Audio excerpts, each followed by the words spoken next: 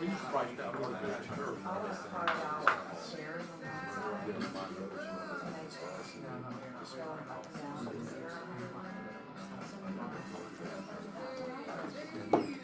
Put your house over there.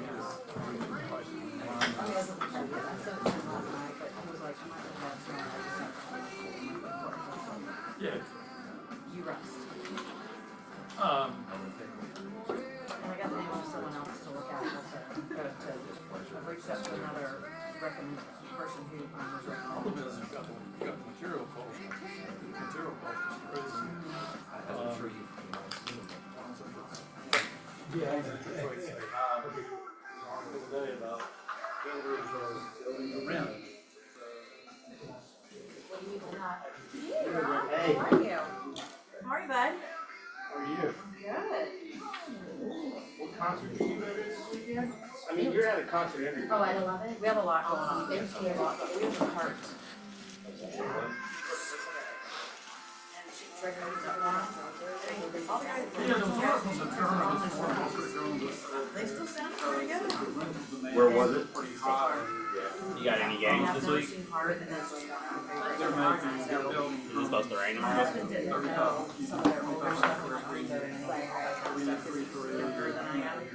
So there were times he was like, okay, I'm doing this. When's the next time you all go out to meet Yeah, it those? was a really good show. And Gina doing a night ranger. Really? Oh, so was it already being And booked? we were gonna go. I mean, with you some all, friends, okay. but, What do you all have it was listed on? most of the guys. By the time we got to Okay. Russell, we were like, no, we're going home. You know, people with high interest rates continue. But yeah, So you have your son's no, Is this your first time having a short-term rental? yeah, this Okay. Saturday. What would you say the experience has been so far? Well, my husband didn't share most of the Logistics. And then a couple weeks we got work from home, pretty much, and they automated. Okay. And I observed when he was in Midtown, he found a condo, pretty hefty price tag for 2.1, but. Did you get the email that Gene? I'll talk to you about it after. Yeah. Right, going to movies too. No, I mean, I'll take We have a lot. They got Brian. Well, I won't do that. Or I'm gonna forward it to him. I don't know how it is. It won't work as well. It's compared to that wall, be my part. I gotta make sure that she still has a lock down for 12. We literally stumbled. Yeah. When I was with Midtown. Met someone that wanted to I heard you helping him. He was overwhelmed by what she told me.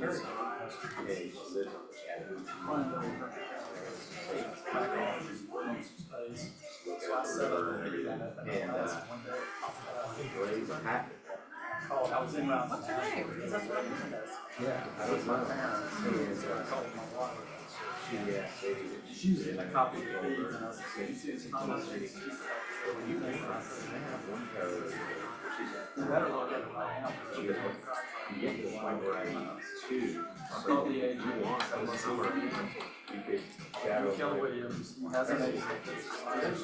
I found. These are just kind of general. Do it. My husband's hourly rate. Left up right there. There was, yeah. No, you gotta go. I was doing all this by phone. You called. It's tired. It's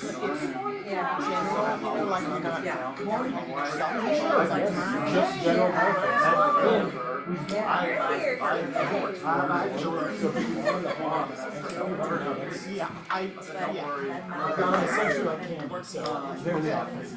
How you all? Somebody give me some good news.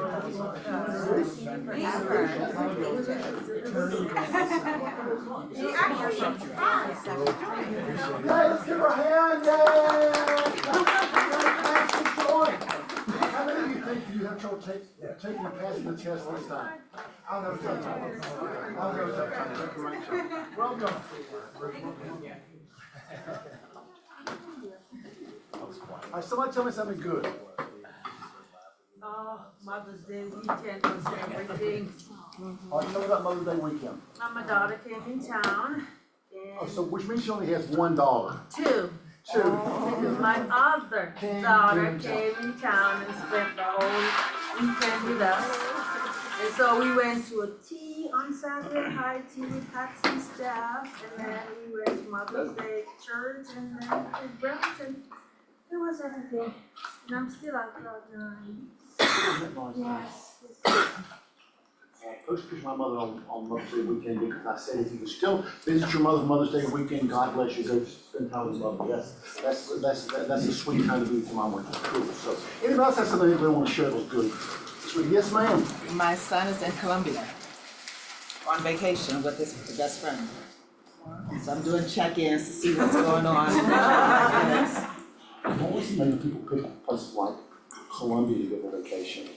They're Colombian, Oh, gotcha. so That they makes went back sense to their then. home country. It's their first time there. He's 23, it's their first time there in 21 years. Wow, isn't that cool? That makes sense. South Carolina. I'm sorry, so what'd you say? I thought you were talking about South Carolina. Problem, Jim. That's a bless your My heart. chicken said Colombia. Not Colombia, but Colombia. South Carolina is possibly a foreign country. Yes. Okay, cool, guys. Let us, good morning. Good morning. Let us move on. Move on. Partners. I showed up just in time.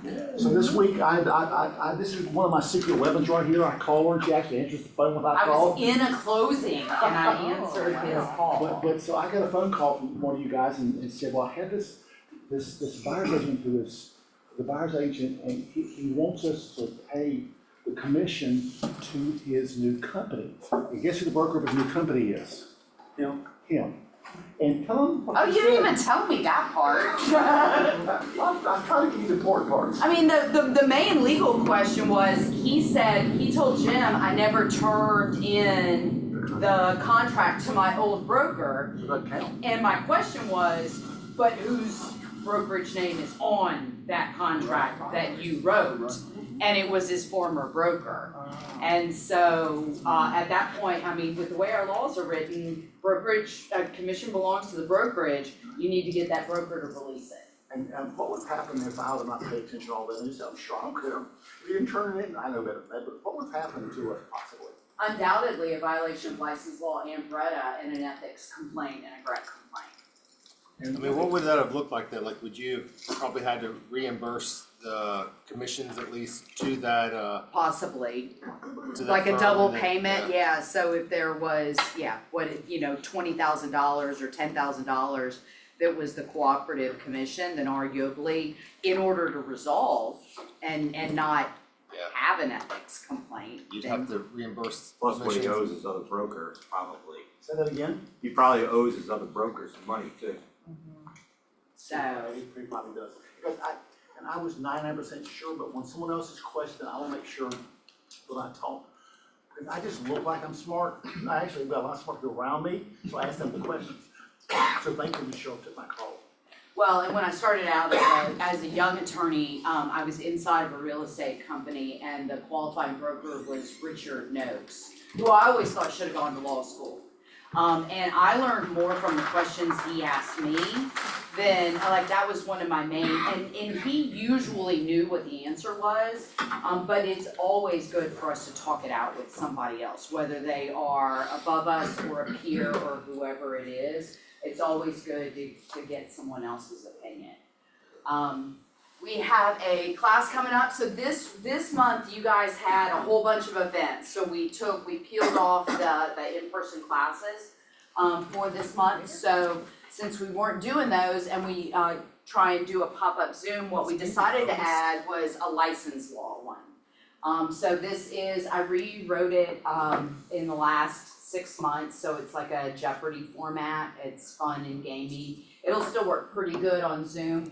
A little bit, like when I have smaller groups in person, we have buzzers and everything, so it gets really interesting, with the interactive part of it. License law is the one you have to have every 4 years. It is based upon the month of your birthday, so that's your renewal month. This will satisfy the license law requirement and get you 3 hours of CE credit. It will do both. If you've taken a license law class somewhere else in the last 4 years, or since your last renewal, you can still take this and get 3 hours of CE credit as well. So it should be fun. Most of the responses I get from license law is, this is not nearly as bad as I thought it was gonna be. And Michelle, give them an idea of what you'll be discussing in license law. That's a broad topic. Tell them what you'll be discussing. it is, we talk about the things that unlicensed assistants can do, because that is a specific portion of license law. We talk about right to trust funds, so basically protecting our clients' money and doing the right things with clients' money. There are some ones in there, because it gets a little harder in double jeopardy, because the points double. But there is some of the things that can result in fines, like the sanctions by the Georgia Real Estate Commission. So it's a really good class, it's helpful. And then the only other thing that I wanted to say, because it was one of the reasons that I came in here a little bit later today, is we've been dealing with some mail away packages and we had a FedEx that got caught up in Memphis yesterday and did not arrive. So, and then I closed another transaction yesterday where the seller is an investor. And the seller regularly just says, okay, everyone's gonna close on the closing date and it's not gonna fund until the next day. And these things are giving me heartburn, and we've got buyers sitting at tables who are expecting on the day that they come in and sign that they're gonna be able to start work, because it's investors on the buyer side as well. So, like the one that I closed yesterday, the seller, I guess, signed yesterday. The buyer definitely did with me. The buyer's side kind of should have been aware that we weren't funding, because they got an email where it was like in all caps bold in a different color, but they didn't see the email. And so we had this conversation at the closing table. But the question is, if we don't have the seller's documents yesterday and the transaction, the contract closing date in the contract is yesterday, what happens when we don't get the seller documents yesterday? As a technical matter. Everything has to be redone.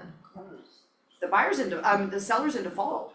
So if the buyer decided yesterday that they just don't wanna buy the house anymore, what does the buyer have to do? Just wait until after midnight, and when we don't have seller documents, then the buyer gets to walk away. So I had that conversation downstairs with a couple of people today, just because we did, starting in January, define what a closing day is. It has never been defined in the last 30 years. And the closing day is the day that I have everything, reduced down to its simplest form, I have everything and say we can fund. Really, the closing attorney decides what the closing date is. So if we're waiting on lender money or a funding number or mail away documents coming from somewhere else, it's not until I have everything from everyone and I give you the thumbs up that we're actually closed. So everybody signs, but doesn't fund the next day. Can anybody get a contract? The buyer definitely can. That's the problem, right? Gotta have the money. Gotta have You everything. wanna have that discussion? Gotta have the money on the buyer Gotta side. have the money And everything's signed. let's turn this one a little bit on its head, because the other mail away that I was dealing with this morning is we closed a file on Friday. I was closing the ex-husband and the ex-wife separately, because they don't speak to each other anymore, and having met her, I understand why he wanted a different time. He showed up for his 9 o'clock promptly at 8:45, and we were done signing him by 9 o'clock. His ex-wife, should have shown up at 10, but she hadn't gotten her junk out of the house yet. So they delayed her side for 5 hours, and then she showed up 2 hours after that. So she came 7 hours late for her closing, looked at the settlement statement for the very first time, and I spent 30 minutes on the phone with her and her divorce attorney explaining to her attorney how math works. And I went to law school to avoid math, but money, I get. And at the end of it all, the result was, she's like, well, your total is right, but I would have gotten there somewhere different. I said, we're gonna finish out with my total is right. And she's like, yes, you can start preparing the closing documents now. I said, ma'am, these documents have been prepared for 24 hours now, and were ready to be signed 7 hours ago when this closing was supposed to start. So, I am ready to go. The problem is, this one was a mail away to the buyer. The buyer had a loan, the buyer signed, everything went fine with that, the lender did everything that they were supposed to do, and the package got stuck with FedEx in Memphis yesterday. So I was there because I needed to sign off on a few things, and Justice, who's in our Buckhead office, is saying, I can't get a status. I'm like, I'm gonna need you to stop looking at the computer, and I'm gonna need you to pick up a phone and call. We send enough FedExes, I guarantee you, we have a rep. And I need you to call them. And she's like, well, it hasn't updated. I'm like, that's because it's sitting in Memphis. Like, if you want me to lay a $5,000 bet right now, I'm gonna bet this package is still sitting in Memphis, because stuff happens. And so now the seller this morning is again arguing the numbers, because the extra $140,000 he gave her to go the heck away is apparently not enough for her. And she wants to take an additional pound of flesh. And the problem is, where are we now with our closing? Buyer's in default as of midnight last night, right? Is it the buyer's actual fault? Like, did the buyer actually do anything wrong? No, but that's gonna be what I deal with after this, and try and hold it all together. What does the buyer, Makes What? us look easy. what does the buyer, I mean, can the buyer get the earnest money? No, the buyer's in default. Oh, the buyer, I mean, the seller, can the no, Yeah, the seller can take the earnest money. Yeah, Seller can take but then in the 11th hour, they'd have to go struggle to go find another house and Yeah, all kinds of yeah. other things. Yeah, odds are, we're gonna hold this all together. This is just another reason why we love it when people just physically come and get things signed, so, just tell them yeah. the sunspots. What? Just tell them the sunspots. It's out of your control. What I'm gonna tell her is, your attorney reviewed these numbers and told you to sign, we're not recreating the wheel on this and pass. And the only thing I don't know about any of this transaction is, where the heck are the agents in this? Cause I didn't meet any agent, and I've had no conversations with the agent. Right, to extend, nobody wanted to extend? They're not saying anything. Everything is, like, the only conversation that I had with the agent was when I called the seller an hour after the reschedule of the closing was supposed to happen and said, where are you? She's like, well, there's an accident on 400. I said, well, if you had been here an hour ago, you wouldn't be in the accident at Holcomb Bridge Road on 400. Which is still an hour When away. my closing is in Buckhead. And the agent called me because I had been, she's like, she's really stressed out with the way you spoke to her. Oh. I'm like, well, we're burning daylight, and I'm gonna need her to go ahead and show up at. Very spicy. Yes, oh, it's a little, Very And spicy. well, end of the day, So- what she says is her opinion. And I mean that, because Mike, she's a strong opinion, but a different attorney may disagree with it, right, Cheryl? They might not be right, but Yes, But that's just girl real. power. It's not- it's not right. This is the right answer, because should everybody extend it, who knows, I mean, who knows? that one I think will get held together, and I don't want the buyer to lose a house because of FedEx, but the ones where they're just deciding that they're gonna send documents the day after the closing, that needs to be reflected in the contract. So those are gonna be the things that we can anticipate. When in doubt, call your broker, and that will be Exactly. Sherry Arista. So Lon, did you wanna do the Yeah, introduction? I wanted to run up here, I'm sorry, I'm a little bit late, but, I don't get to come all the time, but I wanted to introduce you And guys. guys, this is a first for our office. I know, first one I see. And I approve this. This young lady is our newest attorney, and she's gonna, y'all are gonna see her, she's gonna be here at East Cobb and West Cobb off and on, but her name is Marissa Mann. she comes to us, some of you may know her, she was most recently with Kelly, you saw her hand over in the West Cobb, Paulding, Ackworth area over where her roots were, but she is also a member of this family with you guys because she is a licensed realtor and her license is with Quan now. So, How about that? you guys will see her, and I'll let her tell a little something about herself, whatever she wants. Come on, listen. Get up there, bro. I think guys, 3 lawyers with me at the same time is a little bit scary. Somebody's about to get sued. Good morning. So like Juan mentioned, I am obviously an attorney as well as a licensed agent. You might have seen me here 2 weeks ago as an agent. Depending on what I have on, you can judge whether I'm an attorney or an agent. No. But I'm very excited to join both offices. Like Juan said, I was with O'Kelly before. I've been a closing attorney for about 8 years. Before that, I did litigation. So I came from people being mad and lying to me all the time to people being happy. So I enjoy what I do. Cheryl may disagree. No, this is definitely happening. Outside of that, I'm a mom to a 7-year-old. I'm a baseball mom, not the crazy one, the calm one. And I went to Florida State, so I still have an active grudge against all Alabama people.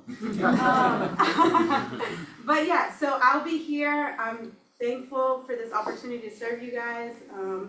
Hopefully you can find me around. Like he said, I'll be between here and West Cobb, but just thank God for this opportunity, and I'm looking forward to meeting you all. Thank you. What honor that she chose us, and I mean her, it's one honor that she chose us, because we love having her here. We made that a condition of her employment. I can assure you. And Lonnie said, go see Jim. Yeah, and benefit for both of you. There you go. And tell them about your business partner for real estate. Okay, so I am forming a team here as well. My business partner, Heather Mashburn, she comes from the Keller Williams Signature Partners on Dallas Highway. We introduced Nisi, she's our first agent, yay, she just passed. So yeah, so you'll see me here in the office. I have 2 offices, a law office and a realtor office. So if you see me around, please do not hesitate to ask me any questions you have. Hopefully I'm very approachable and willing to help anytime, all right? Let's give her a hand, you all. One thing I've listened to, a lot of attorneys, I know a bunch of which is great. Okay, who's up next? I think it is, yes, come on up, Supreme. I think it's us. Who thanks Supreme for our lunch?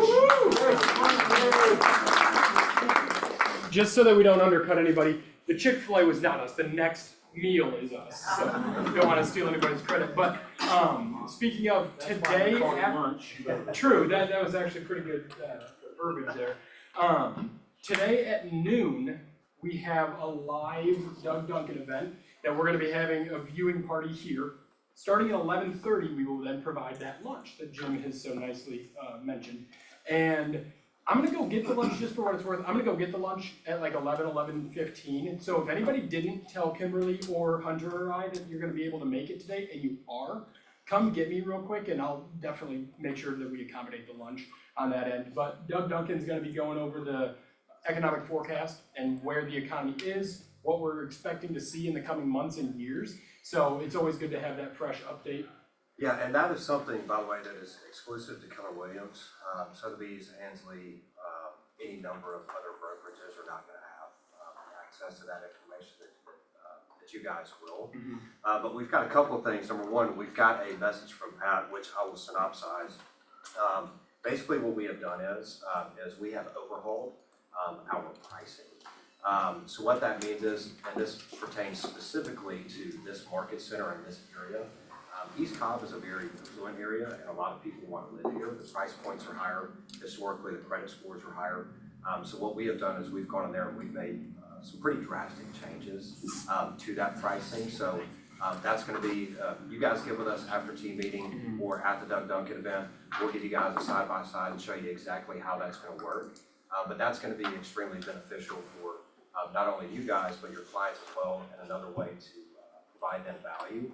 And one last thing before we get to the video, I'm going to pick on Rob for a little bit. The last time we got up here and we spoke about how important it is to use people that you were familiar with and that you have a relationship with. Unfortunately, he got in a position where you might have seen him on Fox at 5 because he wouldn't leave an attorney's office until that closing happened. But he agreed to share that story if you haven't seen it on Facebook yet. One, not only this proves it does matter who you work with, whether it be on the lending side or the attorney side. Like we've said before, you've got a bunch of great partners in this office, but it also matters what kind of agent that you work with. Lenders, agents, attorneys, we are not all created equal. And going that extra step is something that is always going to be beneficial to the client. So, Rob, if you don't mind, if you would share that story. So I always try to have my clients use a local lender, right? Supreme has been my go-to, and if they can't do something, I go to Reed. I want to support this office all the time. So it was a builder, and builder says, oh, you have to use our lender, blah, blah, blah, blah, blah, right? And granted, when it's a national builder, they're gonna get a good deal. That, I mean, it just is what it is. I've talked to people that. Yeah, that just is what it is. Yeah. That's a deeper conversation, but, historically, it's at least at this point in time, doesn't matter if it's with a bank or a credit union or whoever it is. If that builder has some kind of deal with that financial institution, depending on how they set it up, it's very difficult to get close to that. Yeah, so, but I always say, you get what you pay for. And so go to closing, it was supposed to be a 9 o'clock closing, halfway to Lawrenceville, and my client calls me, not the builder or the loan officer, and tells me it's now at 2 o'clock. Turn around in my car, came back here, and that happens, right? No big deal, so I didn't think much of it, although they should have spoken to me. Get there at 2 o'clock, I am the only person there. And they say, it is not closing. And I'm like, yeah it is. And they're like, no, we don't even have the docs or anything like this. And I'm like, and my client's like, I'm not coming. I'm like, you get your butt in your car and you get over here. We're closing this today. And so I found out why, right? And if it was being an ex-lender, I could be very tough on things, but I know when I could push and when I can't push. This was something as simple as the master policy for the subdivision didn't have this address on it. Literally just had to put the address on it, right? The lender didn't step up to make a phone call.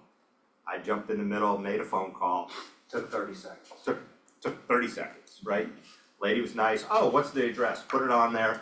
And basically forced them to get the documents to us. And we closed that day. Yeah. I was like, I am not leaving. You've done this to my client. You didn't let anybody know. And I knew it was something, like if it was something with their job or something like that, there's certain things you just can't push on. But knowing the situation, we got it done. Yeah, and that, again, just to take that a step further, whatever you guys think enough of us to send out our information to one of your clients, we are an extension of you. So if we handle a situation the incorrect way, I can tell you that borrower had a sour taste in his mouth. No fault to Rob whatsoever. He was just a victim of circumstance for that particular lender. And unfortunately, like I said before, everyone is not created equal. So everyone has a very different way of doing business. Stuff like that, seeing an address added in is unacceptable. If it's something that maybe came up later on, you could maybe or maybe not argue it. That's not the point. So that just goes to show it matters having a relationship, whether it be with a lender or with an attorney or with another agent. That kind of stuff matters. So thank you for sharing that. I won't take over anymore. But we're good. We've got a message from Pat that'll kind of outline the new service. So a special music news. Spring is here, and with it, the hope that we'll all have a better season this year in the housing industry. Help me! In our effort to continue offering you and your customers the industry's best service, I'm excited to announce today our newest service program, Supreme Platinum Service. If you're in the best physical health you can expect to be rewarded with the best rates and terms on your life insurance policies. In the same way, customers that are in the best financial health can expect to receive the best rates and terms on their home financing. However, there's always been a catch. Companies that typically offer those best rates and terms have not historically offered the best speed or service. The Supreme Platinum Service recognizes that customers in the best financial health deserve the same Supreme service, but also deserve the best price.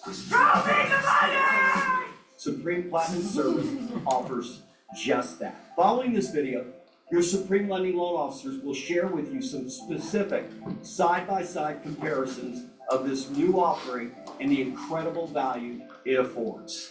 The Supreme Platinum Service joins our lineup of incredible service offerings created to meet the needs of you and all of your customers. The Supreme Speed Service offers you and your clients the opportunity to compete with all cash offers by guaranteeing a closing in just 8 business days. I feel the need for speed. The Supreme Rescue Service offers you and your client an opportunity to get a second opinion if their financing has been denied by another lender. Simply call one of our loan officers and we'll render a second opinion in hours. This often ends with Supreme partnering with you to rescue your customer and their transaction. Supreme Essentials provides you the opportunity to offer your customers a free educational tool that improves both their financial literacy and credit score while offering $1,000 credit to work with a lender you know you can trust, Supreme Lender. And today, we offer you another tool, the Supreme Platinum Service, providing qualifying customers the chance to experience the best of both worlds. Fantastic rates and terms with world-class service. As I shared with you in our last News You Can Use, it's imperative that we all offer more value than ever to our customers. The Supreme Platinum Service offers you just another way to do that. I'm Pat Flood, and this is News You Can Use.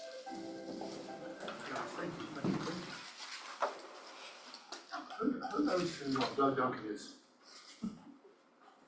No, Do I count? no, you don't count. That's what Doug Duncan is.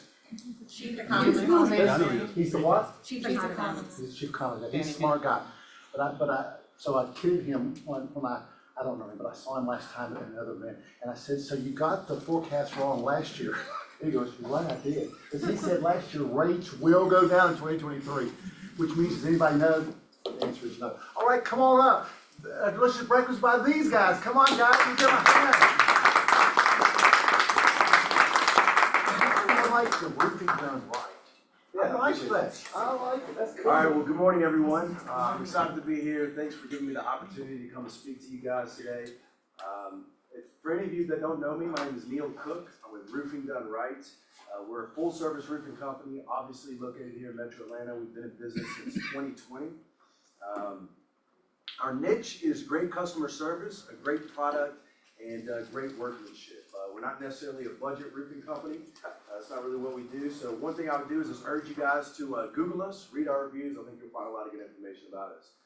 Unlike home inspectors, our service to you is absolutely free. I'm just kind of here to kind of help your real estate transactions go through. So if you have anything that pops up on your home inspection reports that's going to be troublesome, I can come out and give you a free inspection. A lot of the times I'll shoot a video and commentary, give you commentary in the video so that you know exactly what's going on. There are a few times where maybe the roof is very difficult to climb. I might not be able to climb it, so in that case I'll fly a drone, take some really good pictures, and I'll let you know what's going on with the roof. Let's see here. So obviously any roof that has leaks, missing shingles, any storm damage, anything that pops up on your home inspection reports are going to be good roofs for us to take a look at. And then I also say that if you see any roofs that are like 10 plus years old on your seller's disclosure statement, those right now are going to be really good roofs for us to look at as well. I've heard from a couple different insurance agents that a lot of home buyers are having trouble getting insurance, homeowners insurance for the home if the roof is older. So when I got into roofing 10 years ago, it was almost like shooting fish out of a barrel. We used to do a lot of residential door knocking. It was very easy to sell a product when the insurance company is gonna pay for it. The insurance companies have gotten a little bit more stiff, they're a little bit tougher today, so I know they're kind of cracking down on that because they don't want to keep spending that money. Let's see, so anytime that I do an inspection for you guys, again, I will try to create a video to send to you unless I can't climb it. And then I'll also provide you with a written estimate if we find anything that needs to be, fixed on the roof. Other services, so not only do we do roofing, we also do 6-inch seamless gutters. We do a lot of roofing repairs. We have a phenomenal repair department. So a lot of the times that's probably where you guys will be able to utilize my services the most. You just basically need maybe a quick fix on a few shingles or some kind of a leak, some kind of small issue, not necessarily a full roof replacement. So we can do all that stuff. We do maintenance packages. We also do a lot of siding repairs to chimneys, softening fascia, etc. Service area, I pretty much will service anywhere in Metro Atlanta. I've been as far south as McDonough. I'll pretty much go anywhere in North Georgia just because I don't mind the drive. And I've been all the way from Loganville to Carrollton. So pretty much, within about an hour away. And lastly, I'll just talk about pricing is our maintenance packages start at $1,000. I've had people that just look at me sideways when I say that because they just think that it's not going to be that much. And I tell my clients all the time, roofing repairs are expensive, right? And it's just really not worth our time if we don't, at least have some sort of a minimum charge.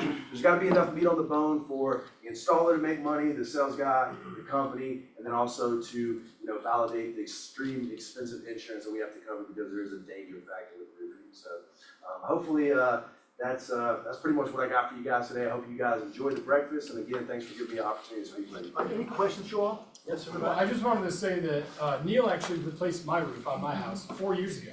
And we saw each other like 2 weeks ago when he was here, and I was like, why do I recognize him? And we figured it out that he did my roof, and a great job. And then also, we have really been running into the insurance issues with getting properties insured because of older roofs. Whether that means like not being an insurable house or just a very expensive insurance policy, which can throw off pre-approvals and that sort of thing. So if you have a listing with an old roof or what have you, or if you're going to look at houses with old roofs, just keep that in mind because that is important. Anything else, guys? Are you seeing the age of a roof become an issue in insurance? Yeah, because Like 15 or something? yeah, 15's been a big year. He mentioned 10 years. So there's different insurance companies that'll cover differently and view things differently. But yeah, it's been. Yeah, I think that really is going to depend on the insurance company. I'm actually going to be building a roof. I just had a signed contract yesterday, and I was surprised because some of these roofs, I might go out and look at it, and in my opinion, I'm like, there's nothing really wrong with this roof, but for whatever the reason, the insurance company just sees the age on it, and they just want it gone. They want a brand new roof. Are there insurance companies you like to see and insurance companies you don't want to see? Yeah, of course. Not all insurance companies are the same. I don't want to, I've heard stories where people like tell you which ones are the bad ones. If I deal with you on an individual basis, I'll tell you that, but I don't want to throw anyone under the bus because I don't know who might work for those companies. But with that being said, yes, there are some insurance companies that are very tough, and there are some insurance companies that are very easy. So, but I would say just where we are in roofing right now, generally, all the insurance companies have kind of tightened up. So, it's kind of a racket. The insurance adjusters, a lot of those guys make a lot more money if they pay for the roof. So, a lot of the times they're a little bit more liberal. But now the desk adjusters are kind of peeking over their shoulder. They're a little bit, they tightened up. So. You should have. Anything else, you all? I Thank can you just, much. I Welcome. can just give a Welcome. plug Yes. that y'all came out to one of my listings and the roof was roughly 18 years old. So we were worried about the buyer getting insurance. So we just troubleshooted that right from the beginning. Yeah. The report was extremely thorough, easy to read. The little inspection y'all did was completely, easy. I mean, he told me he was gonna be there on time. He texted me to tell me how far out he was. He still ended up there on time. And like I said, the whole thing was just one of the easiest things that I could have done, just to head off what might be a problem. Turned out not to be a problem, but yeah, y'all were great. Good to hear. Thank you. She get an extra chicken sandwich to say all this. She can have three. Maybe. Let's give him a hand, guys. Y4C2 cheese. Jalen, which is your favorite one this morning? Creativity. What's that? Creativity is what can set you apart from different realtors, doing the things that others aren't doing things that may be a little bit fun. doing things that may spark a new idea, spark a new connection. So I think creativity is important. I like that one, no one's picked that one on the boss, I like that one. 3 hour CE, how your sale can rest on a foundation of a house in person, Tuesday, May 16th. And from 10 to 1 in person only, please come, and it is 3 hour CE credits, so come on. GPS 411, please remember R3 does this every single Friday, so please join her at 4 on Zoom. Thank you, R3. Join us for a happy hour hosted by Silverton Mortgage. You want to talk about that? It's happy, and it's actually not an hour, it's 2 hours. So, yeah, and we feel real lucky if you guys came. So that was about as corny as I could make that. But anyway, this Friday afternoon, from 4 to 6 at Lucky's Burger and Brew in Roswell, we'd love to have you guys come by, just to enjoy some And time. by the way, can we thank them for the great happy hour at Pick a Red? Let's give them a hand, guys. I'm not particularly a cider lover, but what I had was the pumpkin cider, it was quite delicious, so thanks so much for that. Hey guys, one more time, guys, this book drive, we should have it so filled that we cannot get it out the front door. So guys, please bring your old books in. Just make yourself a note on your phone right now. Bring in my children's books they no longer look at, and please share with people that don't even have a book, guys. So please do this, and it's now until May 15th. Tomorrow. Which is tomorrow. Can we extend it to Friday? I say Friday, okay? We're gonna extend it to Friday. All the power is not invested in me. We're just gonna extend it to Friday, and bring the fuss at me. We'll take extra books from the place, okay? So, cool, she won't, but she loves me. Red Day, thank you very much. She'll say something about this, that we raised more than $1,000 and made 44 fleece blankets, guys. It was a big success. We had people at 2 different places, guys, and so I thank you for everyone that participated. Anything else to do else with that, Kate? Okay, let's learn real quickly, please, come on. Alrighty, set my timer. So I want to do something interactive. Does everyone have a pen or paper? Does anybody need a pen or paper? If so, just raise your hand. I can bring it to you. Alright, cool. Or you can take notes on your phone really quickly. Okay, let me just get started. Pass it around. Alright, cool. We can pass it around. So, school is out.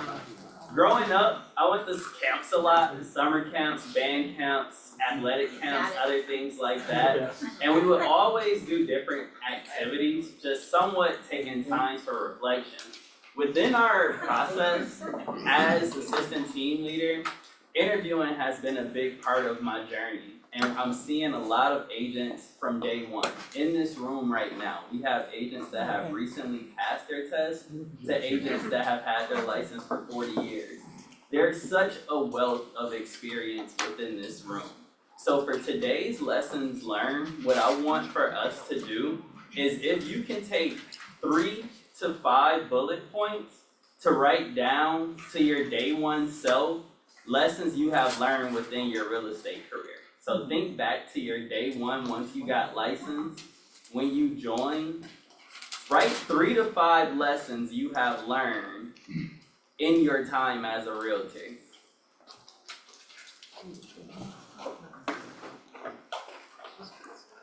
Lessons learned. Lessons learned, 3 to 5. Think back to when you first started at your brokerage.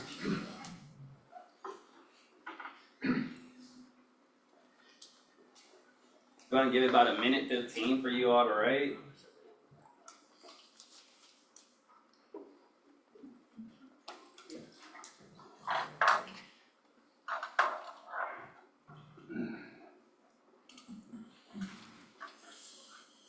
And yes, I appreciate the vendor partners also. First day in roofing, first day in Linden.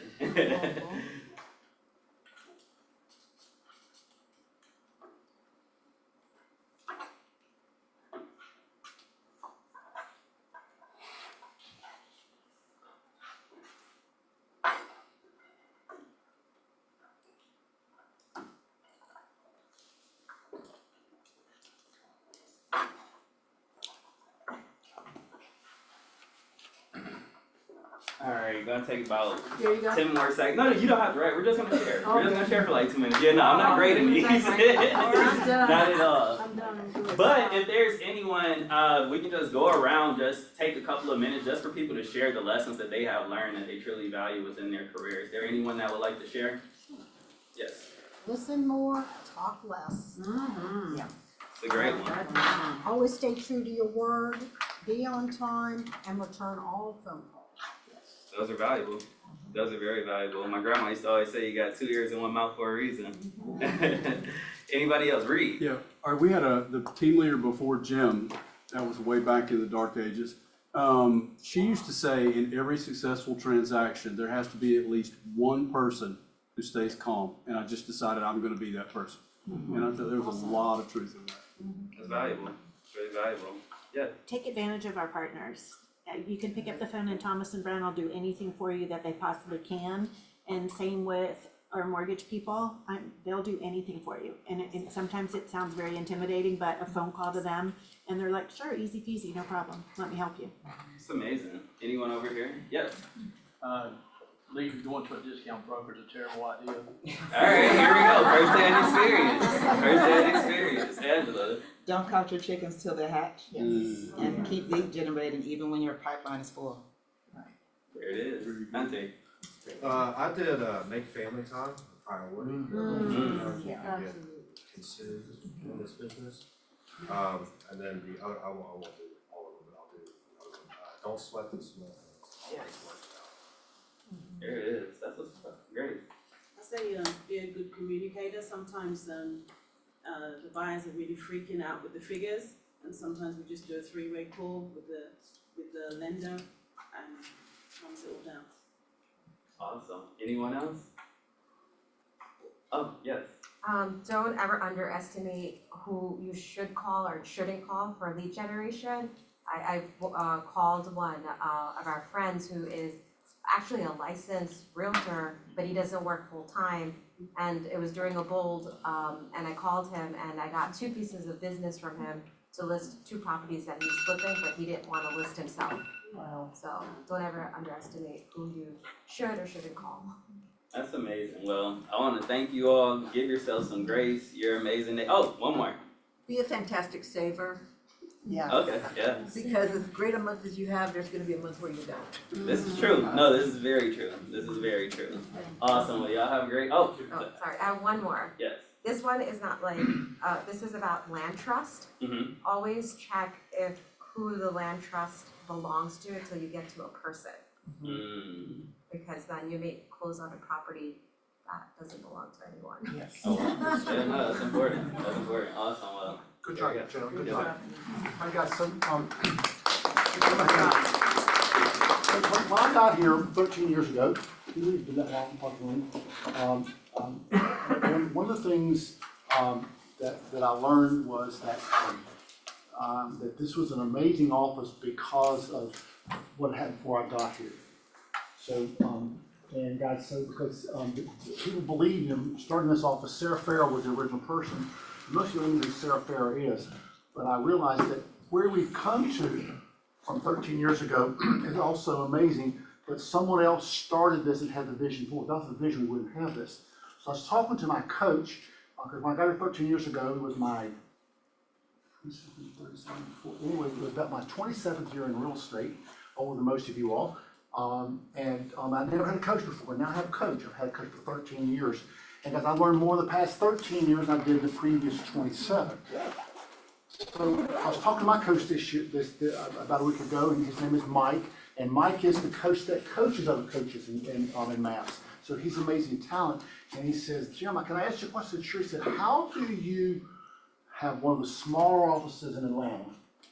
I said, it's not my office, it's our office. And then, but have the most productive office. I said, it's because of what we built here. It's because of what the staff has done here. It's a collaborative process. So I can't say that one thing made the difference. If you say me, I'll be mad at you. That's just not true.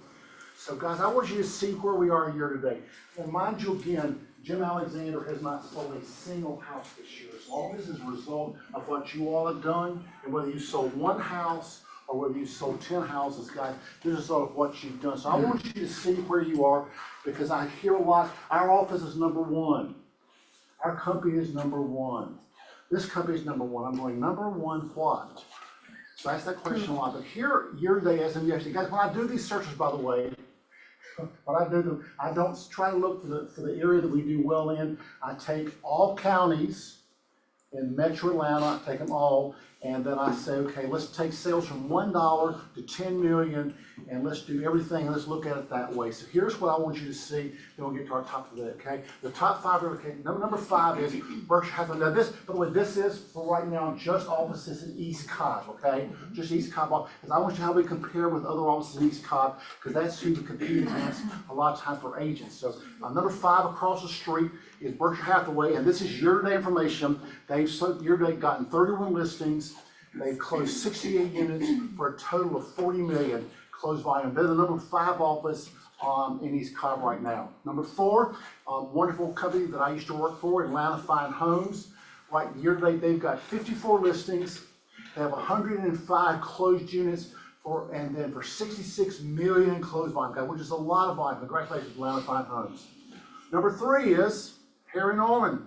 And don't put number 2 upside down, please. Harry Norman East Cobb. They have 125 listings, 273 closed units, and 151 million in closed volume. Now I want to say something about that, because what team is there? Do y'all know? Yeah. Matt Hester. I've known Matt for a long time. We have a lot of respect for each other, you know what I mean? So he's now got in multiple offices a bunch of people on his team, but he's part of that office. That makes it sort of a powerhouse company and office, and they've done 125. They don't put it up here. Guess who the number 2 most productive office is in East Cobb? Who do you think would be? Someone tell me, just give me a name. Atlanta Community. Say it again? Atlanta Community. Atlanta Communities, who said that? That's it, you won. So Atlanta Communities, and they've got 300 or 400 acres, I'm not sure, but they're bigger than we are. Atlanta Communities in East Cobb, they closed 184 listings. I mean, they have a total of 184 listings year to date, listing units. They closed 355 units, and they have 153 million in closed volume, okay? All right, now look at us.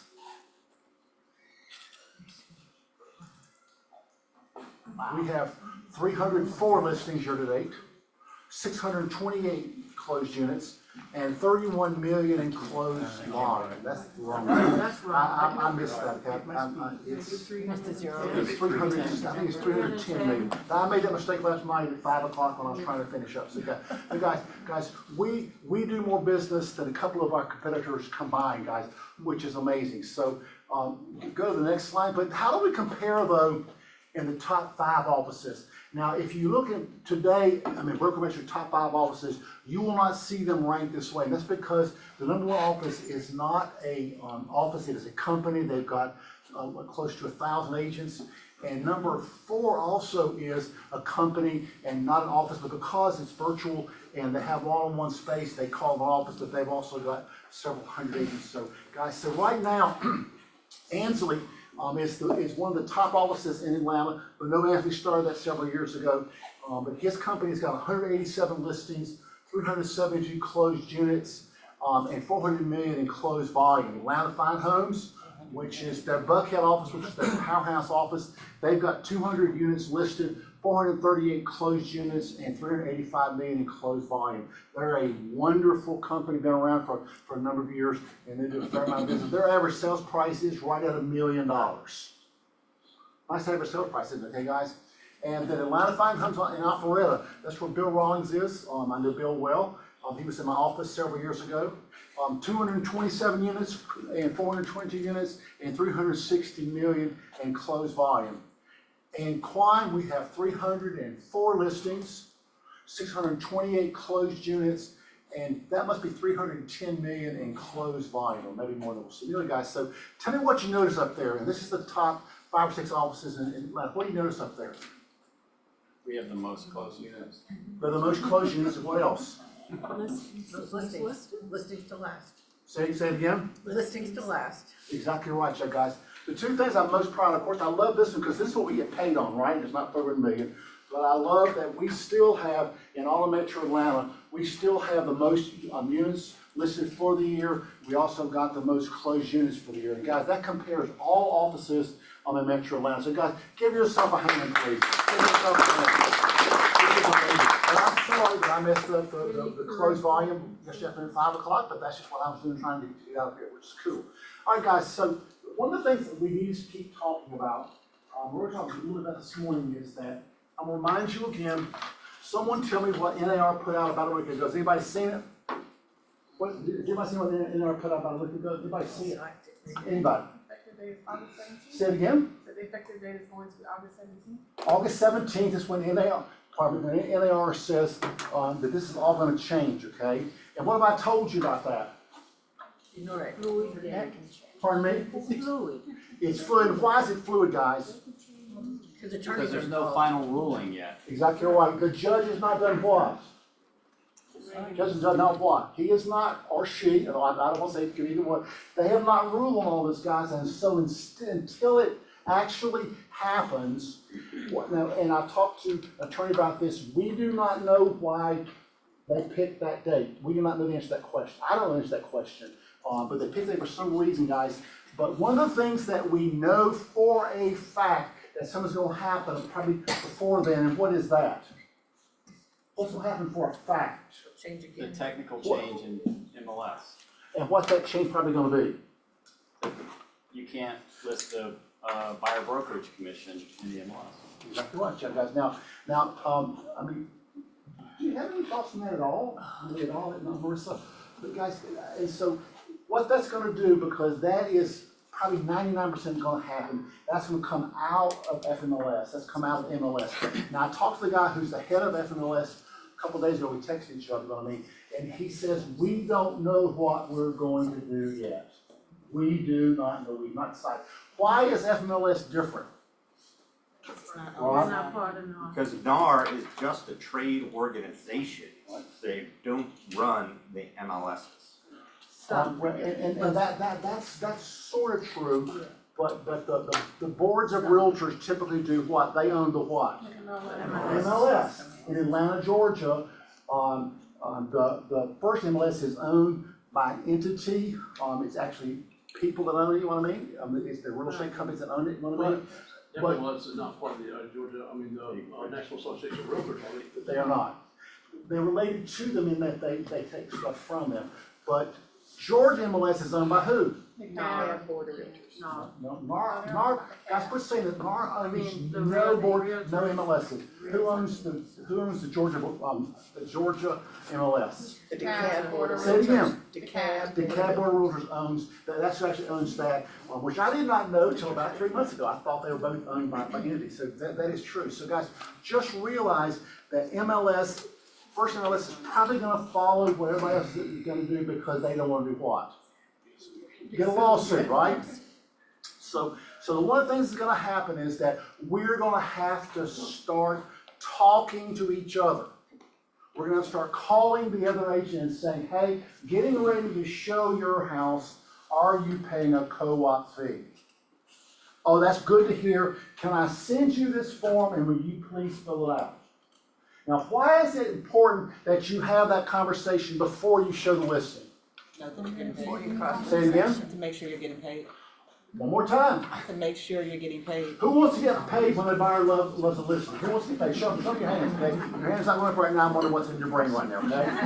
Hey guys, there is a very good chance that if you don't do that, you will not get paid. And don't come to me and say, Jim, I forgot to do this. Help me out. And you think I'll help you out?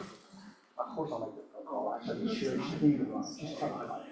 But guys, just realize, guys, if you decide, just your question over here.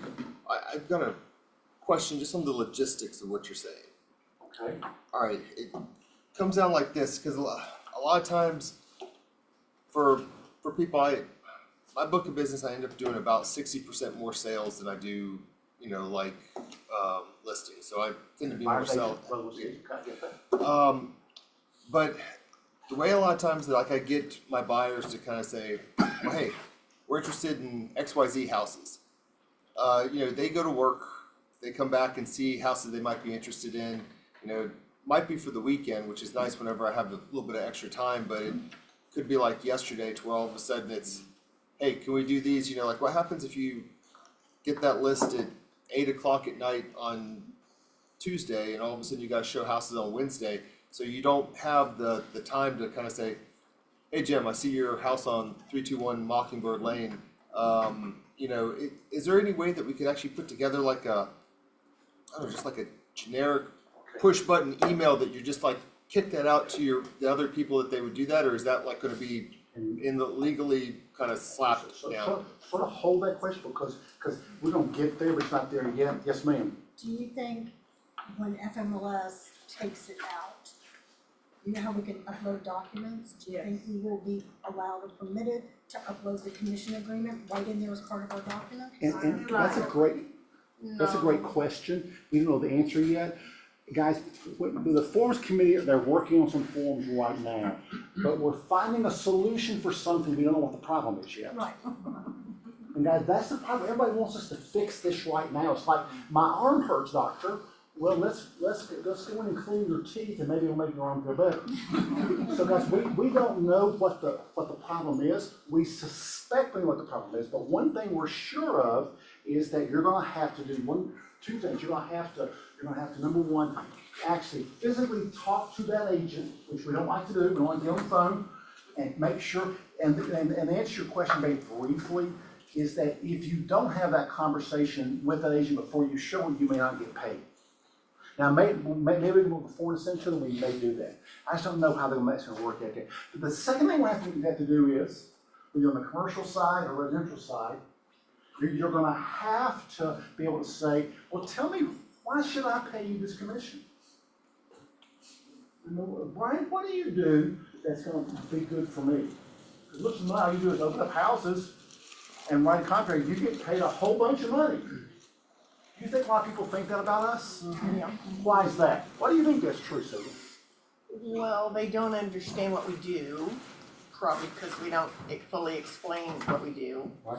So the buyer consultation is super important, rather than just, I'm guilty. I've put people in the car before because of the spontaneity that they want to go see houses. So I've done that rather than sit them down and say, this is the way this works, this is how I work, and then we'll go see properties. So, and that I'm guilty because I have repeat customers who I did a buyer's consult for them years ago, but, not since. So that could be part of the reason. I like that. I like that a lot because we've gotten a little lazy, haven't we? Yes. Because it works, doesn't it? How many of you make them sign the buyer's agreement before you put them in the car? You guys, that's pretty honest. That's pretty honest because a lot of people are like, oh, I'm not worried about it. I'll get it signed at some point. When does the law say you should have that thing signed by? When does it say? Before you start the first point of meaningful contact. Oh, I can hear you one time. Say it again. Set the first point of meaningful contact. Meaningful contact. And who decides what meaningful contact is? I think we need to. We do. To protect our licenses. Okay. What's meaningful contact? What does that mean, guys? First, what do you think meaningful contact means, Charlotte? What do you think it means? When you start talking about any type of advice or giving them any type of opinions, providing any value, start. And why do you have to do that, Sharka? Because why? Why do you have to get that thing signed? The BDA. Why do you have to get it done? What's the reason?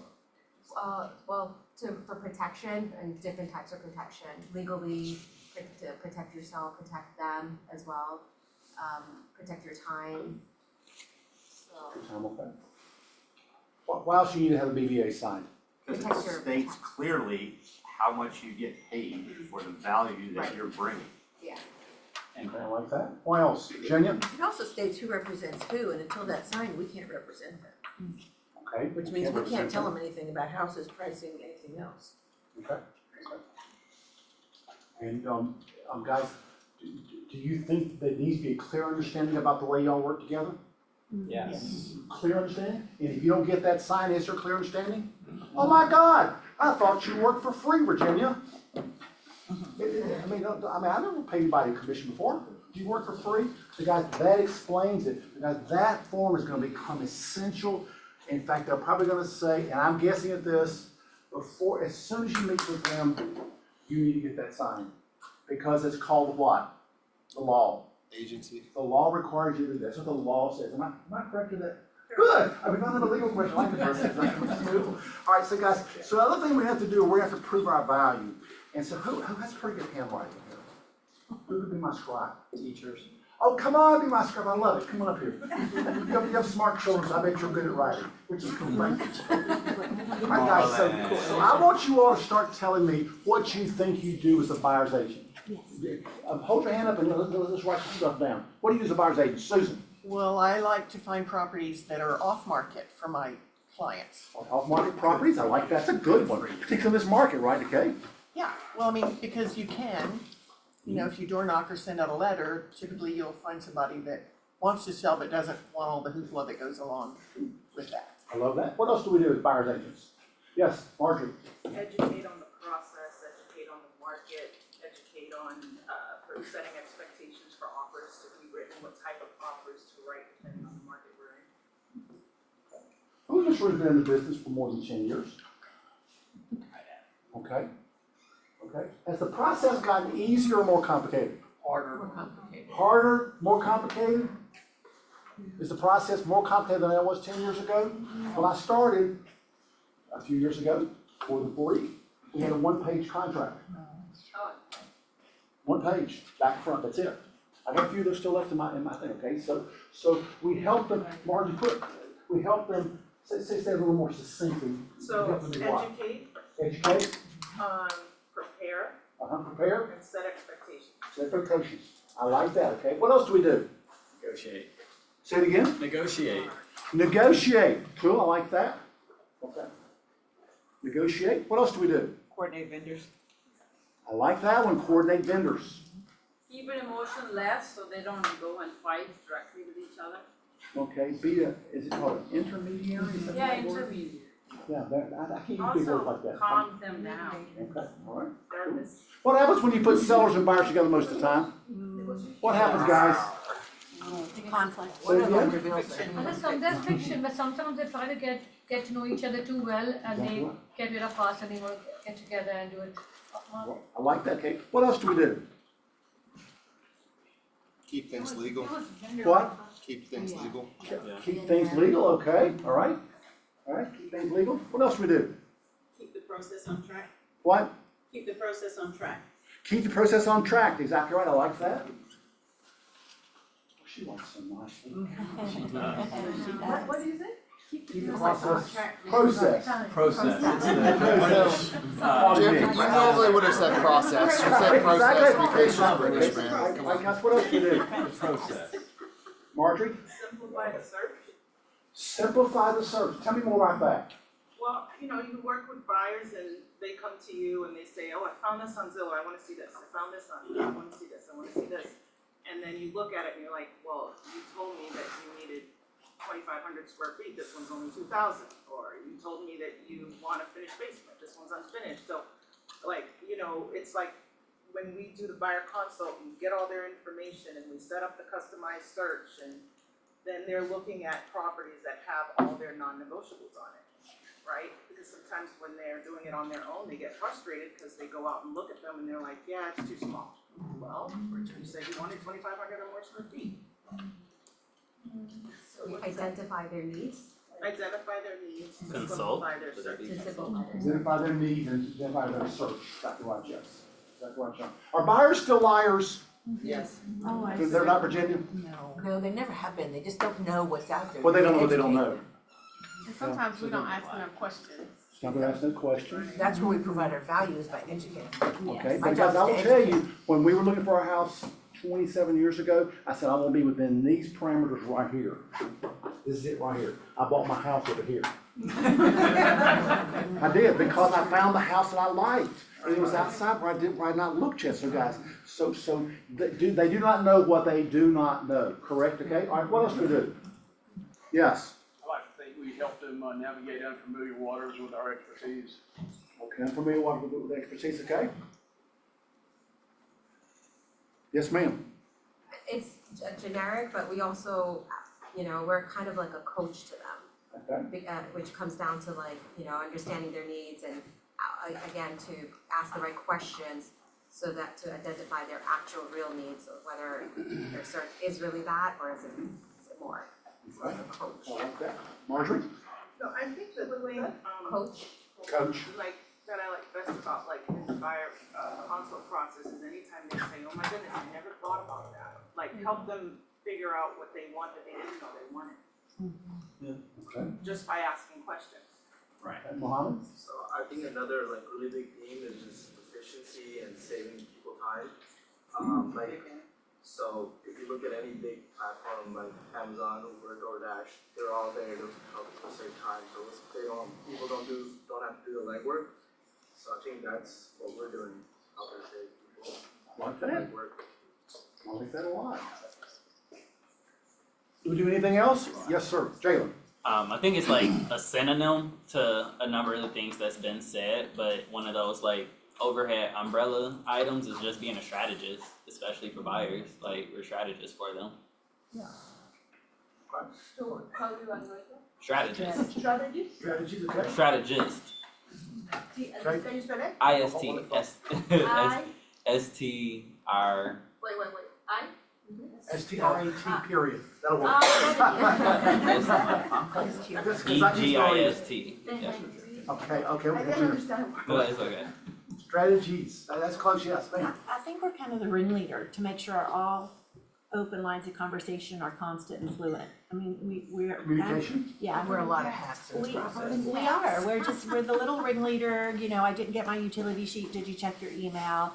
Oh, I need homeowners insurance, well, yep, you do. It's just constantly keeping things fluid and an open dialogue with all the parties involved. I haven't heard from Danielle lately, well, have you texted her? Oh, no, I can do that, oh, okay.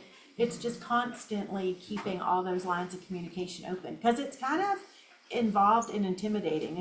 I work with a lot of first-time home buyers, and their eyes are just huge, and they're, you know, it's very, very intimidating. So just keeping that all open. Have we intimated, or have we said, we introduce them to competent partners, closing attorneys? No, don't use it online. They tell you they're gonna give you a 4.5% rate, but then when it closes, it's probably gonna be 9%. So something's gonna happen. Is that right, Danielle? You know, that'll all change. Yes, ma'am. Oh, we help protect their financial interests. All right, tell me more about that. So just because a client can qualify for, let's say, $1 million purchase, but they might have kids who's in the school or a budget for private school they want to save, so we help them find maybe at 800 what they're looking for and not spend their full amount to help them protect and reach the financial goals they share with us. Okay. So they didn't hear that one. Protect financial interests. Yeah. Financial, protect their financial concerns, exactly right, yes. When she first mentioned it, I thought she was gonna go to earnest money. I think that's a big one, because I think a lot of them would lose it on their own. Say that one more time, Melissa. When she was mentioning we protect their financial interests, I thought she was referring to the earnest money, because I think that a lot of times the buyers don't understand the contract enough to protect their own earnest money, and so I think in that regard, like, we help make sure that they know deadlines and they know what things would make them lose their earnest money. Do you know why I want us to hold earnest money rather than an attorney? Yes. Why is that? Why is that? Why do I want Quantum to hold earnest money rather than an attorney? Because if there's a dispute, you get the final say on it. Say it again? If there's a dispute, you get the final say on it. Yes. What the contract says, and remember what it's in the probably Seth watching, I get to make a reasonable interpretation. How do you, Melissa, define reasonable interpretation? That's a great question, isn't it? Somewhat what you want it to be. Anybody else want to tell me what that means, reasonable interpretation? Well, let me tell you what it means. So I'm talking to someone at another company where I used to be, and I'm going, hey, they didn't do this, they didn't do that, it's our earnest money.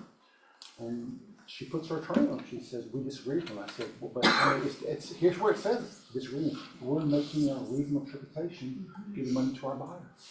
And they were wrong. Yeah, but let me ask you a question, you said we get to make a final determination, though, if it gets to a certain point, you can't, you still have a disagreement, doesn't it, can it go to court? It can go to court. Okay, so we don't really truly have the final say. Anytime I put the money in the court in 4 years, Once, one time. But guys, when we have earnest money here, we protect it, and I will sometimes go out on a limb and say, I certainly understand what they're saying, but Jim, they're creepy. I said what they said, they're our clients, they're our creepy clients. But I remember that they are our what? Our clients, that's what you guys, so guys, our ability to protect them is huge because we can do that. Now, if they're just dead right and they didn't show up to closing, what I'm gonna do? I'm gonna say, you should have showed up, you should have, so anyway, we do that. All right, guys, what else do you see that's not up here? Yes, ma'am, Marjorie. Put out fires, provide solutions. Put out fire, provide solutions, I like that. What else? So here, what else do you do? Well, I think everything's fairly on the board.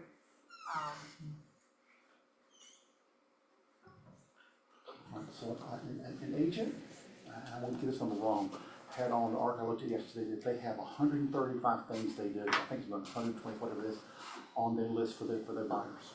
125 things they do. What if you provided 125 reasons for them? Is that too many? No. Maybe so, I don't know. Anything else you see there? Chuck, did you have one more? yeah, I mean, I think first, I think one of the really important things is getting with a good lender from the start. Okay, good lenders, good lender partners, good closing attorneys. Can a closing attorney screw up a deal? Oh, yeah, oh, yeah. Had one yesterday. Yes, ma'am. This kind of goes in line with what was already said, but it would like identify possible setbacks, so there's no surprises. It's kind of already in there somewhere in that list anyway, identified. How about finding out their big why? Is that one important? Mike, why is that one important? Why their big why is important? Well, that's the reason you're talking to them. You gotta figure out why they're trying to do this and what do they need to do. Why are they doing this? They're kind of under coaching, right? Yes. What'd you say? Yeah, it was my OP calling, like, you should know that I'm in team meeting right now, shouldn't you? Exactly right, Chad. Give me all that stuff, okay? Yes, ma'am. Introduce yourself, by the way. Introduce yourself, by the way. I'm Beth Little, and I haven't taken my test yet, so hopefully y'all will see me in 2 weeks. We will see. Let's welcome Beth Little. You have a question? Yeah, have your inspector lined up, so that there's no, we can't get in touch with the inspector, and you know exactly what you need to have done to get the house ready. I like that one, okay. How about I try to eliminate surprises? Right. Tell me what that means. What does that mean? I do my best to eliminate surprises. Brenda, what does that mean to you? That you are proactive in finding out what needs to be done and getting it taken care of before you do something. So that there's no Unwanted surprises. surprise. Huh? Unwanted surprise. Unwanted surprise, exactly right, yes. All right, anything else? Yes, ma'am. One thing I've started doing, I have started doing because I've learned from everyone else, when I'm putting in an offer or trying to help a buyer, I'm trying to get to know what the last appraisal value was of the property that helps me to put in a competitive offer. So again, it comes in communication, it's trying different agents and helping them off. to see- Strategies. Yeah, strategies, just to get that figure, because we are in a competitive market, just to make sure to get through. I like that one. Yeah, basically picking up the phone, calling up agents, or even sometimes my own old buyers or sellers, for what will be appraisal.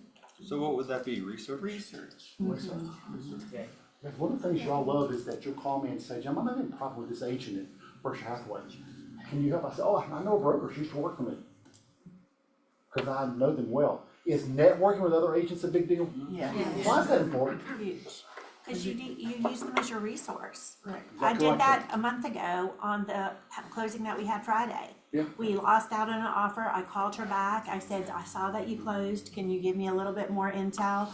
My client and I are looking at the house 2 streets over, and she was so gracious, gave us every detail, all the offers that came through, contingencies, you know, what house is it? I've walked this neighborhood for months. She gave us so much information, so when we went in, our offer was accepted. Because of what? Open communication, dialogue, being pleasant, gracious to one another, just working with your co-ops and staying in touch with them. Cool. And I will tell you, anytime you get in a screaming match with any other agent, you were gonna lose. It may not be this deal, but next deal, they're like, oh, I remember her, remember him, she was screaming at me, telling me what an idiot I was. You will never work with that agent again, because I wouldn't wanna work with you. Virginia? Your reputation lasts a very long time, and that one screaming phone call, there are agents, when I see their name, I'm going, let's put it at the bottom of the pile, and agents go, let's go that one first. Because I know it's gonna be a good, clean listing, good, clean transaction. Yeah. You know agents that you would probably not work with because. And we share it with other agents. Yeah. Yes. Yeah, It's we not all a do. secret. Now, they always sure they're not, but I get it. All right, anything else? Yes, ma'am, Ms. Grace. Overall, I'd say, yeah, we need to make sure they win the deal. But also, my experience this weekend, my clients have lost a couple of deals and we won this one. The agent, the listing agent knew me from my first year here and he knows Supreme, my preferred lender. And he has recommended to his clients, well, I know this agent, I know this lender and the office. So that's how. How about I negotiate fiercely for you? What does that mean? What does that mean? I negotiate fiercely for you? I want you to get the best. And Say it, Eric. I want you, meaning I want them to get the best, and you know, the goal is always a win-win, but you're always looking after their best interests and negotiate as hard as you can to get what they deserve. We are their biggest advocate. Yeah. We are their biggest advocate, and you want an advocate for you. Yes, ma'am. Market analysis and preparing comps for our offers, making sure that We'll go to the next page. prices match. Let's go to the next page. Go to the next page. You're fabulous. You write better than anybody that I know. That's great. Okay, what else? Would you say it one more time, please? Market analysis, CMA? CMA. Okay. Anything else? We're their therapist. What? We're their therapist. Marriage counselor, yeah. Yes. Babysitter. Financial advisor. Childcare. Financial advisor. Tour guide. Snack provider. Okay, all right, okay. Jalen, you have? Anything else? I help. Yes, sir. This was something that the ALC meeting last week, and this is kind of going back to what Gina said. Something that we kind of giggled about it, but they said, what role do we play in the circus? Because you have all of these amazing circus acts. You got the trapeze, the lion tamers, jugglers, clowns. As realtors, we're the ringmaster. We're controlling all of it, and that was something that has stood out. And so, like how she had mentioned ringleader, just kind of being the ringmaster to the circus. Okay, Remaster the circus, okay. Anybody else? Yes, ma'am, Marjorie. No, I just wanted to say, I think it's so important, like, when you make a list like this and you use the time in the buyer console, even if it might take a little longer than normal, to explain all the different things you do and how you bring value, because it really reduces the objections you get on signing on, you know, how you get paid, that they may have to pay a portion, that they may have to pay it. Once they see all the value, it really changes things. I like that too. I like that too, Mark. Anybody else? Yes, ma'am. I would say post-closing, we help them get adjusted to being in their new home, whether it's their first time or 10th time owning a home. We help them like immediately after and then like a year later filing their homestead exemption or just providing resources as they go and being that advocate for them even after they close. I also, and they're with you post-closing, I provide, give us a phrase, I provide, not services, Valuable services. I'll be there for you beyond after the closing, Yeah. for what after the closing. I like that. Who else is that? And do I see? Anybody at all? You want, thing is that, it's gonna be a fact. Now, how all this will all shake out, I just do not know. Now, this is my opinion. This is my opinion, and it's one, but you will still sell houses, and you'll still get paid. because that's the process, guys. Now, we wake up on August the 16th, all of a sudden, no sellers are paying commissions? Probably not. Now, do I know that for a fact? No, I guess I don't know how a judge there can affect how we do business in Atlanta, Georgia. Bingo. I just don't know how they can do that. Now, I think I told you all several weeks ago that, that when the Olympics came here, I was told that you're not be able to drive during the Olympics. The whole city would be shut down. Who was there for the Olympics? Was the whole city shut down? No, that's right. I was told that when discount brokerages come, we're all have to cut our commissions and we'll not be able to do business anymore. Did that happen? No. Okay, so I'll tell you again, some things are gonna change with this because of what I think the courts have decided, but we still want to sell houses. The sellers still want to sell their house, and how that works may change, but some way you're gonna get paid. Is that a fair statement? Yes. That's a fair statement. So guys, please don't create issues, because I talked to a seller last week who was clueless. I mean, it heard so much on different radio stations, on other stations, and she was just clueless. And guys, that's our biggest problem right now, is that we have people out there getting a lot of what? Misinformation. And that's why we have got to be the ones. But guys, if you're not working on your script right now, by the way, can we give her a hand?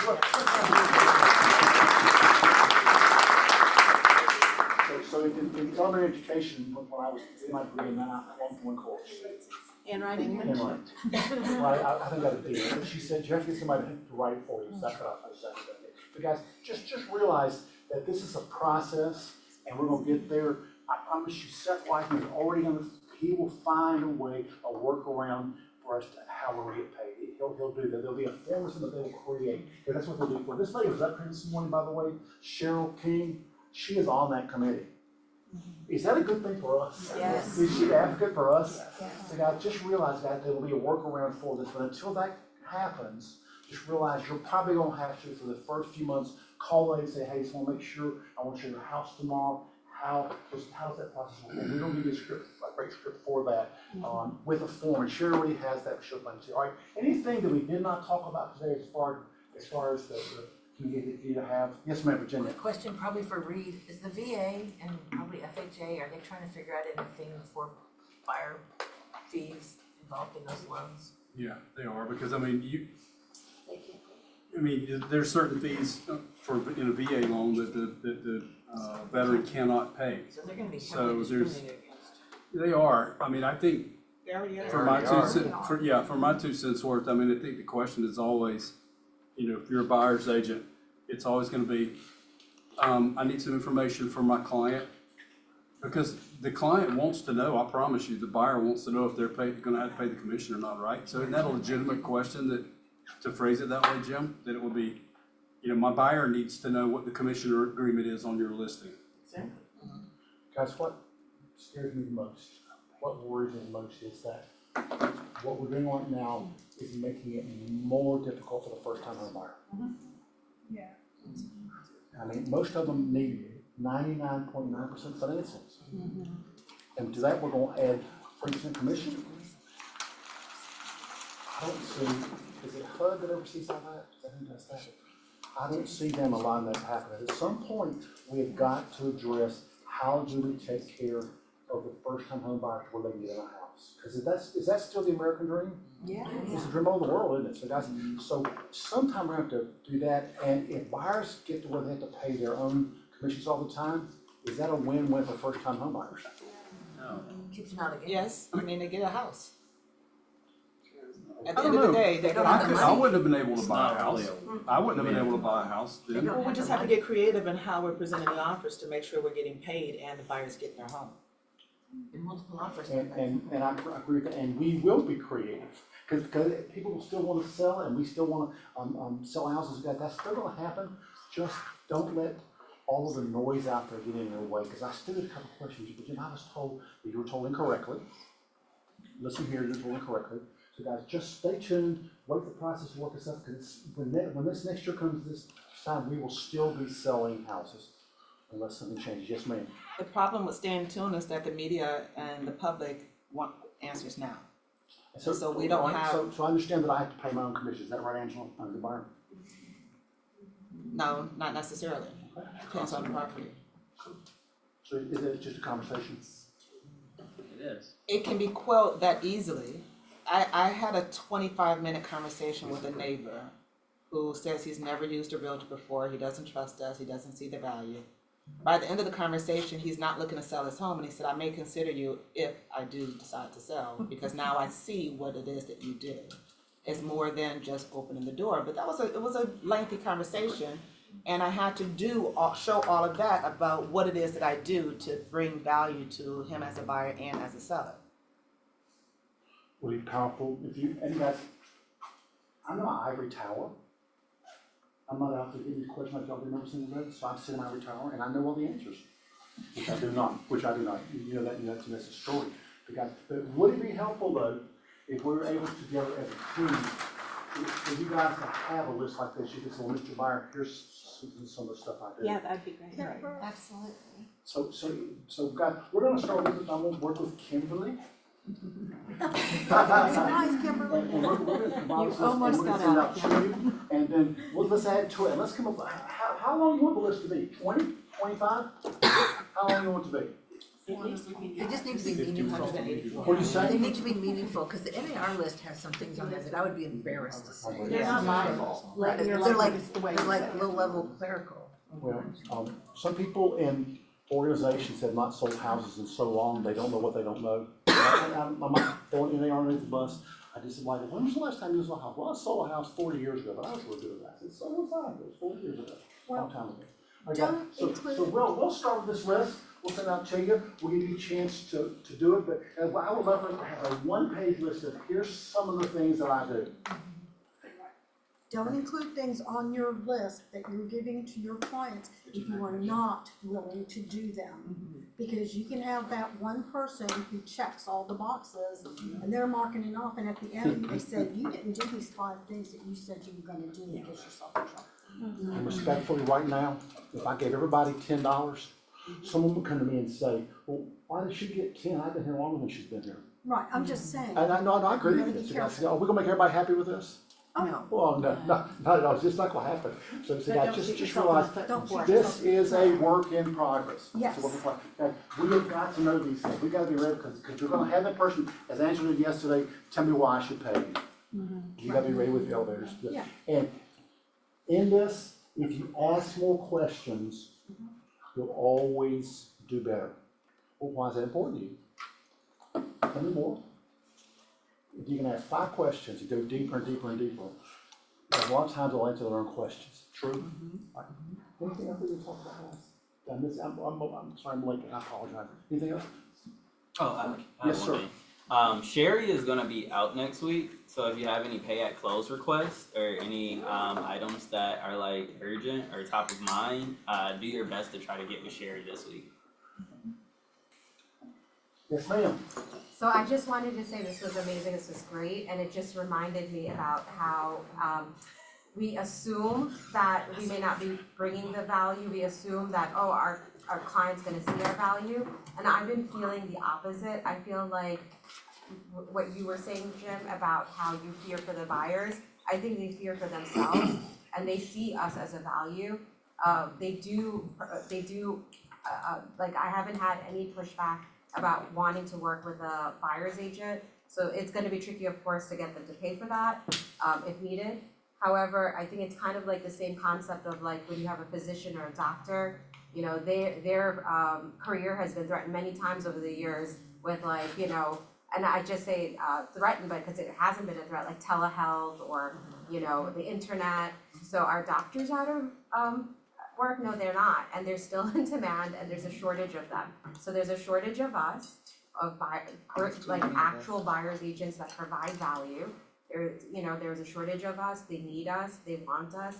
It's a different way of thinking, and I have had a builder who I'm listening to listings for that are coming soon, that literally said that to me. He was like, I was like, so what are we making the buyer's commission, agent commission? He's like 3%. He was like 3% immediately. I was like, okay, great. He's like, they provide a lot of value, so we need to give them the full 3% because they're the ones bringing the buyers. He said it, I didn't say it. I was like, great. That's Well, awesome. he's just keeping all his options open. I mean, if he doesn't work with agents, then he's gonna be out Yeah. that pool. Yeah. So, yeah, so that sheet, Jim, I kind of liken it to a cover letter of your buyer brokerage engagement thing, so if, and I laugh because nobody reads, but I'm thinking if it's a succinct cover letter type of, or what do you call an outline of what the buyer's brokerage engagement form says, I think that might be valuable if it's like bullet points, and then they could go to that paragraph in the BBA and see, okay, the rest of it. But, and it just creates a talking point. You know, for if you don't wanna go through the entire thing with your buyer, which I wouldn't recommend because it's got some gotchas in it for the buyer and the agent, but. At the end of the day, most of those may not be important to your buyer. Well, you know, every situation's different. It is, that's why I ask the questions. Right. I'm amazed at presenters that talk the whole time. They never say, well, what's important to you about my home warranty? They never ask the question. They talk the whole time. It's all they do talk. They never say, tell me what's important to you, and then listen. So that is the key to why people I know, the ones I know the best, and I haven't gotten there yet, is they ask a lot of questions and they're quiet. Right, absolutely. And in Cuba, the doctors are actually not paid well. They're paid they're like the least paid profession in Cuba. And that was very surprising to me because. Communist country. Yeah, and they're losing out. And I feel like we're in that kind of situation with this whole NAR settlement. Like the most like valuable component of society, we play such a huge component as a buyer's agent. And they're the NAR settlement is kind of undercutting the buyers. They're like taking away a healthy component of their buyer process. You in this room are some of the best trained in business. Most team meetings are quiet. Well, I think Mark could think I'm on it. Most of the offices don't have team meetings right now. They have one once a month. Just relax, guys. Y'all are a little spoiled, which I love to see my children. I love it because guys, we do this every single weekend. Y'all show up. I love it. Yes, sir, Mike. Yeah, they are dismissed by the way. You're watching the news closer than most, I'm sure.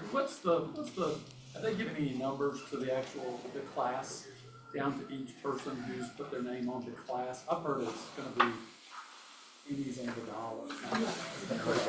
Is that what it's gonna end up being? I also heard, yeah, this is what I'm saying, okay? I've also heard a lot that's going to be attorneys. Yeah, over half of it. Okay, they're gonna get rich. Okay, anything else we can talk about? Thank you for your patience today, guys. Enjoy it. Thank you. Have a good day.